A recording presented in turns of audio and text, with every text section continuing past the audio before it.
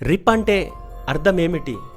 ఆ పదం ఎవరు ఎక్కడ వాడాలి, మరి ఎవరు వాడకూడదో తెలుసుకుందాం రండి.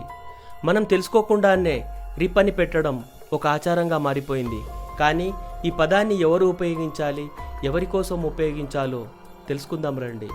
అసలు ఎవరిదైనా మరణవార్త విన్నప్పుడు రిప్ అనే పదం వాడడం మన సంస్కృతిలో లేదు. పాశ్చాత్య మతాలైన క్రైస్తవం, ఇస్లాం ఆచారాల నుండి పుట్టింది. హిందూ ధర్మం గురించి మర్చిపోవడం వల్ల జనాలకు ఈ పదం వాడుక, దాని అర్థం మీద అవగాహన లేకుండా పోయింది. రిప్ అనే పదానికి అర్థం రెస్ట్ ఇన్ పీస్, శాంతిగా శయనించి శాశ్వత నిద్రను పొందు అని అర్థం.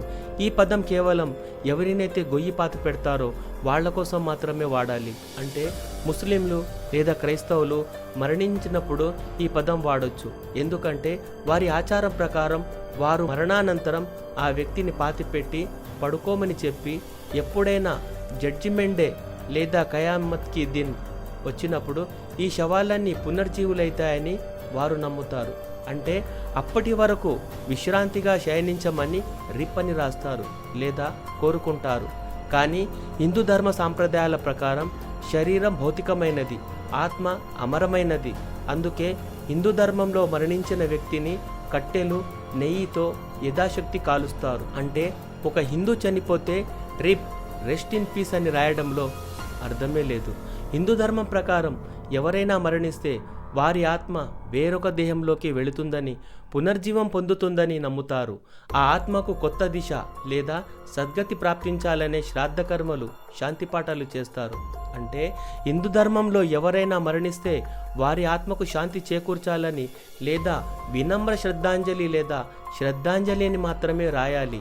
ఫ్యాషన్ కోసమో, స్టైల్గా ఉంటుందనో, లేదా తెలియకుండానో, లేదా గుంపులో మందలాగా రిప్ అని రాయకూడదు.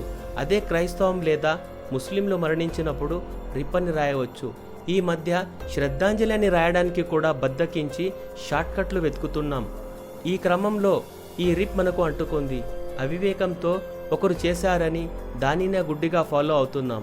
ఈ విషయం ఎవరిని ఉద్దేశించినది కాదు, కేవలం వాస్తవాలు తెలియజెప్పడం కోసమే.